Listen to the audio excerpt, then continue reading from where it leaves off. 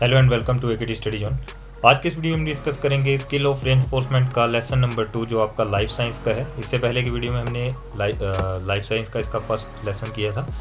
Second lesson है, same वही बातें रहेंगी। छात्र अध्यापक का नाम, अनुक्रमांक, कक्षा, विषय, उपविषय, समय अवधि, दिनांक, सत्र और पर्यवेक्षिका का नाम। तो कक्षा ये लिया गया है आपका 7वीं कक्षा का लेसन है। विषय आपका जीव विज्ञान आ जाएगा, उपविषय आपका जल आ जाएगा और 5 से 10 मिनट का टाइम रहेगा। शिक्षण बिंदु, छात्र अध्यापक क्रियाएं, विद्यार्थी क्रियाएं, श्यामपट्ट कार्य, कौशल घटकों का प्रयोग। तो ये सारी बातें वही रहेंगी। यहाँ से आप देख सकते हैं लेसन की शुरुआत है। शुभ मध्याह्न बच्चों।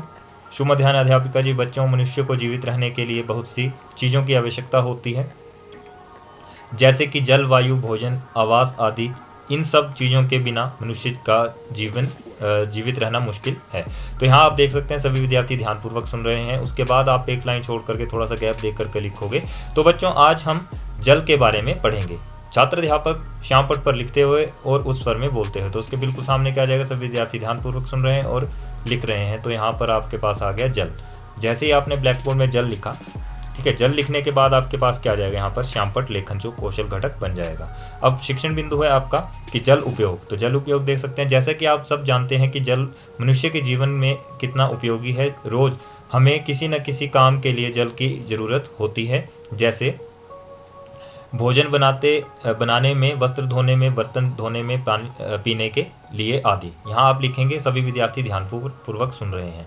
उसके बाद जल प्राप्ति। तो मनुष्य कहाँ से जल प्राप्त करता है, जिस बच्चे का नाम भी लेंगे आप बताइए। तो यहाँ पर आपके पास आ गया, मनुष्य नदियों, झरनों, तालाबों, कुओं अथवा हैंडपंप से जल प्राप्त करता है।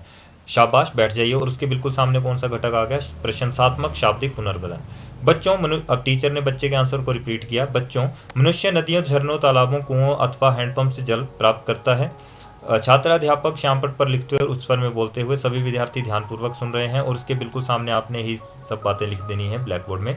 और जो कौशल घटक आ जाएगा आपका, वो श्यामपट्ट लेखन आ जाएगा। ठीक है। उसके बाद है पृथ्वी का भाग। पृथ्वी का कितना भाग जल से घिरा हुआ है, जिस बच्चे से क्वेश्चन पूछा आप बताइए। पृथ्वी का 2/3 भाग जल से घिरा हुआ है। छात्र अध्यापक क्या करेगा, यहाँ पर विद्यार्थी के, जब बच्चे ने आंसर दिया तो वहाँ पर ताली बजाकर उसको प्रोत्साहित करेगा। तो यहाँ पर जैसे ताली बजने की बात आई, इसके बिल्कुल सामने आपके लिख देंगे प्रशंसात्मक अशाब्दिक पुनर्बलन। और जब आपने कहा शाबाश बैठ जाइए, तो उसके बिल्कुल सामने आपके लिख देंगे प्रशंसात्मक शाब्दिक पुनर्बलन। नेक्स्ट इसमें आ गया समुद्र का जल। तो समुद्र का जल किस कारण खारा होता है, आप जो भी बच्चे का नाम है आप बताइए। जल में बहुत से, अब बच्चा आंसर भूल गया तो टीचर उसको क्या कर रहा है, बोल रहा है आप सही बोल रहे हैं, कोशिश कीजिए। जब ये लाइन आपने कही तो इसके बिल्कुल सामने ही क्या आ जाएगा आपके पास, कौन सा कौशल घटक आएगा, अतिरिक्त शाब्दिक पुनर्बलन। ठीक है। अब बच्चे ने आंसर दिया, घुले होने के कारण समुद्र का जल खारा होता है। बच्चे ने आंसर को पूरा कर दिया, शाबाश बैठ जाइए। यहाँ पर क्या आ जाएगा आपका, प्रशंसात्मक शाब्दिक पुनर्बलन, बिल्कुल इसके बिल्कुल सामने। ठीक है। बच्चों, जल में बहुत से लवण घुले होने के कारण समुद्र का जल खारा होता है। छात्र अध्यापक श्यामपट्ट पर लिखते हुए व उस स्वर में बोलते हुए। सभी विद्यार्थी ध्यानपूर्वक सुन रहे हैं व लिख रहे हैं कि जल में लवण घुले होने के कारण समुद्र का जल खारा होता है। श्यामपट्ट लेखन यहाँ पर आपका कौशल घटक आ जाएगा। नेक्स्ट है आपके पास वाष्पोत्सर्जन किसे कहते हैं। तो यहाँ पर आप देख सकते हैं, बच्चे से प्रश्न पूछा, आप बताइए। जब जल वाष्प में परिवर्तित हो जाता है उसे वाष्पोत्सर्जन कहते हैं। आप ठीक बोल रहे हैं, आगे इसकी व्याख्या कीजिए। जब आपने कहा कि आप ठीक बोल रहे हैं, आगे इसकी व्याख्या कीजिए, कौन सा घटक आ जाएगा यहाँ पर, कौशल घटक, विद्यार्थियों की भावनाओं को स्वीकृत करना। अब बच्चे ने थोड़ा और आंसर दिया, तथा यह विधि प्राकृतिक होने के साथ साथ मानवीय भी हो सकती है। ठीक है। शाबाश बैठ जाइए। जैसे शाबाश कहा तो वहाँ पर क्या आ जाएगा आपके पास, प्रशंसात्मक शाब्दिक पुनर्बलन। नेक्स्ट है जल अवस्थाएं। जल कितनी अवस्थाओं में पाया जा सकता है, जिस बच्चे से प्रश्न पूछा आप बताइए।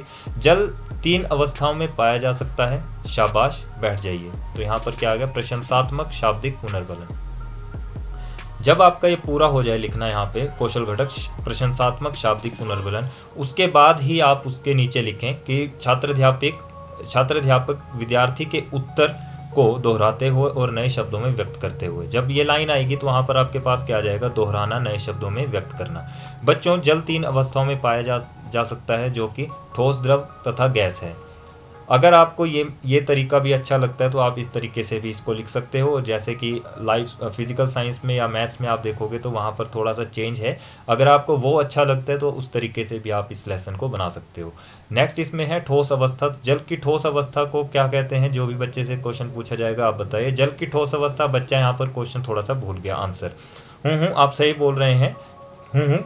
कोशिश कीजिए। तो इसके बिल्कुल सामने क्या आ जाएगा आपका? अतिरिक्त शाब्दिक पुनर्बलन को बर्फ कहते हैं। बच्चे ने आंसर पूरा कर दिया तो आपने कहा शाबाश, बैठ जाइए। और उसके बिल्कुल सामने क्या आ जाएगा? प्रशंसात्मक शाब्दिक पुनर्बलन। बच्चों, जल की ठोस अवस्था को बर्फ कहते हैं।